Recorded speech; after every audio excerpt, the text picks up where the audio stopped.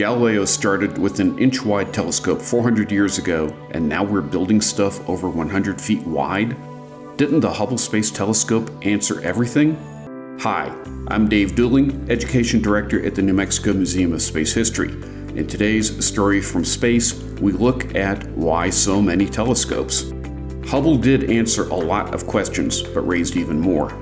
Don't take my word for it, ask Dr. Matt Mountain. When they first built the Hubble, there were 4 or 5 things that people predicted they would see. The amazing thing today is if you write down what Hubble's top 10 discoveries are, only one of those 2 of those things are there. We didn't know about dark energy, we didn't know about galaxy evolution, we didn't know about exoplanets. Those are discoveries that the Hubble unrevealed. So let's sample a few telescopes, big and small, to give you an idea of what's going on. First, a quick word about how telescopes work. They are light buckets. Larger mirrors, made possible by new optical technologies, collect more light and see fainter objects. Larger mirrors also make sharper images. Spectroscopy lets us measure the chemistry of stars in millions of narrow colors that the human eye just can't see. Finally, advanced electronics let us study the universe in ways that no one could have envisioned a century ago. The Vera C. Rubin Observatory atop Cerro Panchon in Chile is a great example.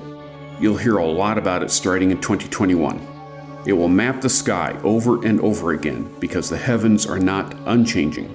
Its main mirror is almost 28 feet wide and actually is 2 mirrors in one, primary and tertiary mirrors polished from one piece of glass. The mirrors will focus light on the world's largest digital camera, which has 3,200,000,000 pixels and will make 200,000 pictures a year. Computers will look for changes from older images to help discover asteroids, supernovas, gravitational waves rippling through deep space, and more. It will also look for subtle changes in light that will help in the hunt for dark matter. That's where Vera Rubin revolutionized the way we look at the heavens. She discovered that distant galaxies were not moving as expected and proposed that invisible dark matter was the cause. Some observatories are actually 2 or 4 telescopes that combine light beams to get the sharpness of a larger telescope. Or you can build even larger by tiling together dozens or hundreds of mirror segments, each with its own alignment system.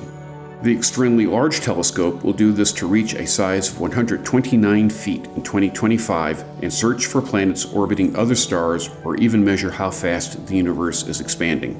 At the other end of the size range is ROTSI, the Robotic Optical Transient Search Experiment, based in Los Alamos, New Mexico. The R could easily mean rapid, because gamma ray bursts come and go so fast that ordinary telescopes cannot swing into position to catch them. ROTSI started as a set of 4 digital cameras with telephoto lenses that could do just that when a burst detector network sounded the alarm and gave a rough location. It was so successful that it grew into a network of 4 telescopes in the US, Namibia, Turkey, and Australia. Another small observatory having a big impact is Pan-STARRS, the Panoramic Survey Telescope and Rapid Response System atop Haleakala on Maui, Hawaii. Since 2006, it has used a 6-foot telescope to survey the sky 4 times a month in search of near-Earth asteroids. Pan-STARRS does electronically what Clyde Tombaugh did by eye and hand when he found Pluto's faint glimmer in a haystack of stars. Pan-STARRS' most famous discovery was the first known interstellar object, Oumuamua, a body that zipped through our solar system in 2017. Pan-STARRS' newest neighbor, the Daniel K. Inouye Solar Telescope, is starting to make headlines. DKIST is the largest optical solar telescope in the world. It might seem silly to build a 13-foot telescope to observe something so big and bright, but we need to see the dark side of the sun.